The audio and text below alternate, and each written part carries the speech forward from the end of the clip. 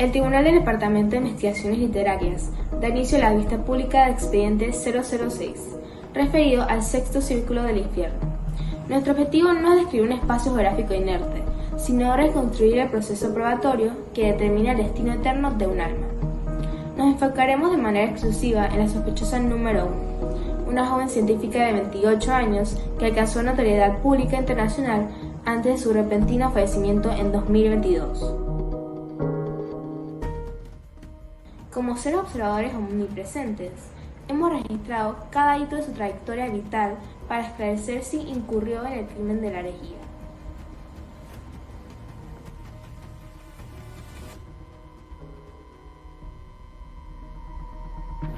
Para definir los parámetros teológicos del caso, es indispensable recordar que la herejía en la arquitectura dantesca no se reduce a un simple error de precisión. Siguiendo la tradición delineada de los cantos 9, 10 y 11 de la Comedia, la falta central examinada en este recinto es la doctrina de los epicúreos, caracterizada por la afirmación tajante de que el alma aparece junto con el cuerpo.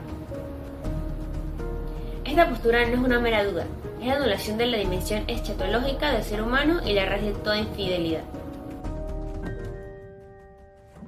La hipótesis acusatoria sostiene que la sospechosa número 1 no solo abrazó intelectualmente esta postura, sino que la articuló de forma pertinaz a lo largo de su vida adulta. Sin embargo, la justicia del tribunal exige sopesar la totalidad del impacto de sus actos. Analizaremos cómo sus decisiones afectaron el bienestar general, la estabilidad social y la vida de quienes la rodearon. Comenzamos el examen probatorio con los antecedentes de la sospechosa. Presenta la evidencia mínima A, correspondiente a su fe de bautismo. Este documento establece su condición de sujeto postbautismal. De acuerdo con el derecho canónico y la teología patrística citada por Dante, la herejía solo puede ser cometida por quien ha sido iniciado en la fe y posteriormente niega con obstinación una verdad revelada.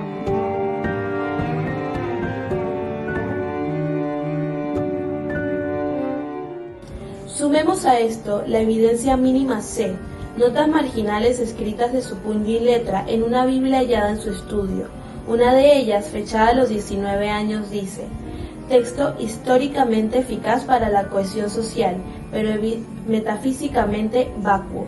Aquí vemos la génesis de su postura, una evaluación puramente pragmática de la religión, reduciendo lo trascendente a un instrumento sociológico. Esta postura germinal se consolida en la evidencia clave número 1. Nos referimos a su obra académica publicada a los 22 años, El fin del mito neumático. En la página 89 escribe: la conciencia es un subproducto del metabolismo neuronal. Postular la inmortalidad del alma es una irresponsabilidad ética que posterga la búsqueda del bienestar material inmediato en este mundo, el único existente.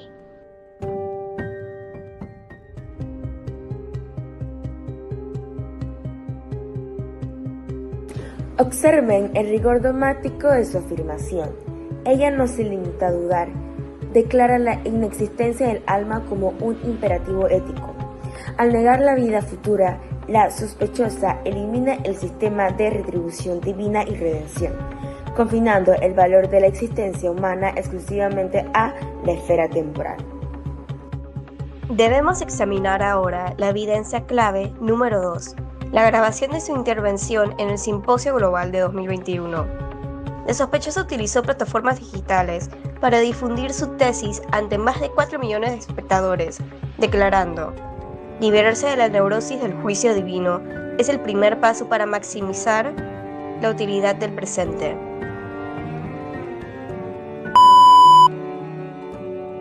Durante siglos hemos usado la idea de la trascendencia como un refugio cómodo pero metafísicamente vacío. La conciencia no es más que un subrucamente vacío. La conciencia no es más Diblos, postular la ineurorud que un subproducto de nuestro metabolismo neuronal. Y aceptar esto no es una pérdida, es una liberación. Postular la inmortalidad del alma solo posteresa nuestro compromiso con el único mundo que realmente le existe.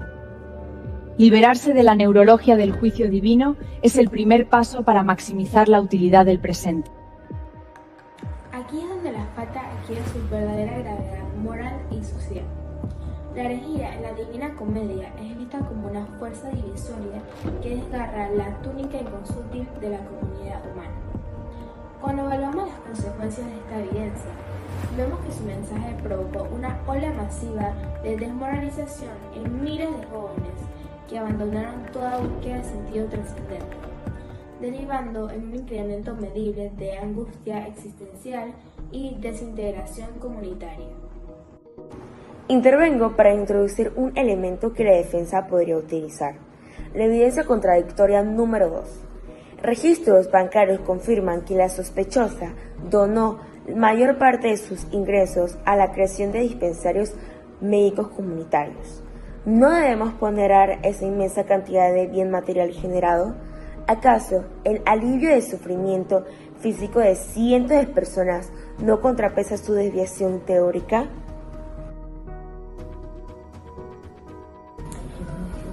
Esa es una lectura superficial del balance del bienestar. Si bien sus donaciones aliviaron las carencias corporales de forma temporal, su doctrina destruyó la esperanza en la vida eterna de millones de almas.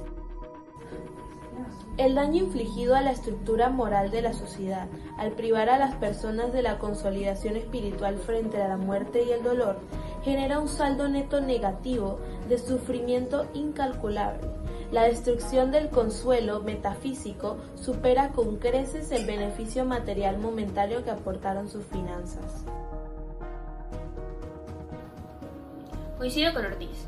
Como señala Santo Tomás de Aquino, los corruptores de la fe cometen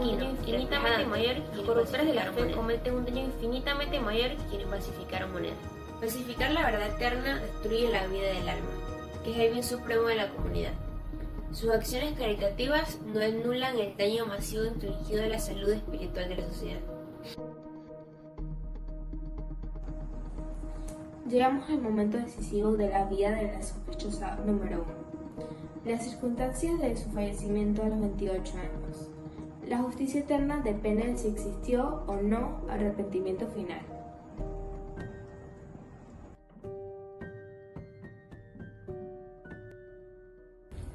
Analicemos la evidencia contradictoria número 1.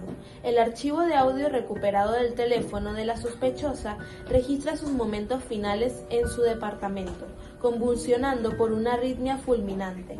A las 23:14 horas se escucha claramente una vocalización agónica: «Dios mío, piedad». Esto constituye una manifestación implícita de la contrición que invalidaría su condena en el infierno.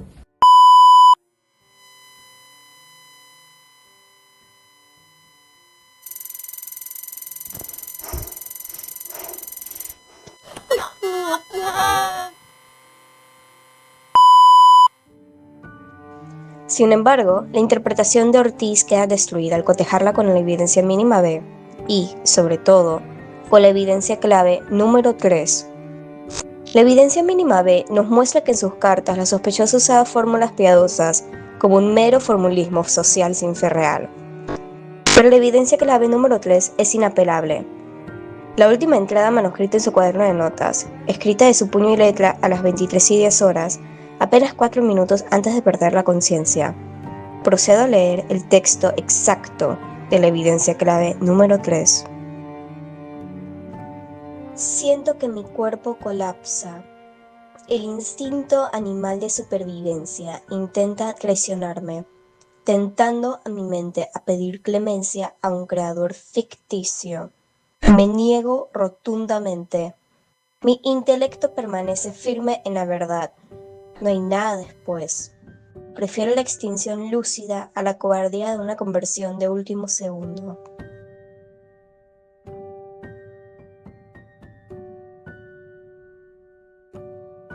La prueba 3 demuestra que la exclamación de la evidencia contradictoria número 1 no fue un acto teológico de arrepentimiento, sino un espasmo involuntario del sistema nervioso en su colapso biológico. La sospechosa reafirmó conscientemente su rechazo a la inmortalidad y a la gracia en el umbral mismo de la muerte. Su impenitencia fue absoluta, cumpliendo con la definición estricta de pertinacia requerida para la condena. Una vez declarada su culpabilidad, presento la evidencia número 4, descubierta al examinar la mente de la sospechosa número 1 justo después de morir en el límite de la ciudad de Dite. Pudimos comprobar que su alma sufre el contrapaso que Dante describe en el canto 10, la presbicia de los condenados. Es capaz de adivinar o ver sucesos del futuro lejano, pero está completamente ciega e ignorante de todo lo que ocurre en el presente. El simbolismo de este contrapaso es de una precisión conceptual devastadora. La sospechosa número 1 creyó en vida que la razón humana puede iluminar completamente el horizonte material, negando la trascendencia. Como castigo, Dios reduce su conocimiento temporal a una ilusión distante. Ven el futuro, pero ignoran el presente. Y cuando el tiempo humano concluya tras el juicio final, su capacidad de ver desaparecerá para siempre, dejándolos en una oscuridad e ignorancia permanentes. Asimismo, para redefinir el rigor de la condena, el departamento ajusta la dinámica del sexto círculo manteniendo la estructura de la ciudad de Dite. Habiendo proclamado que el alma muere con el cuerpo y que no hay nada más allá de la materia, su castigo eterno es habitar la tumba. Sin embargo, sus sarcófagos de piedra incandescente ya no son sepulcros oscuros, sino urnas de piedra polida y opresiva donde yacen inmóviles, aplastados bajo el peso del fuego eterno. Aunque pueden ver la luz y la inmensidad del castigo a su alrededor, se les ha privado para siempre de la palabra y del movimiento, solos a escuchar sus gritos sin saber de dónde provienen.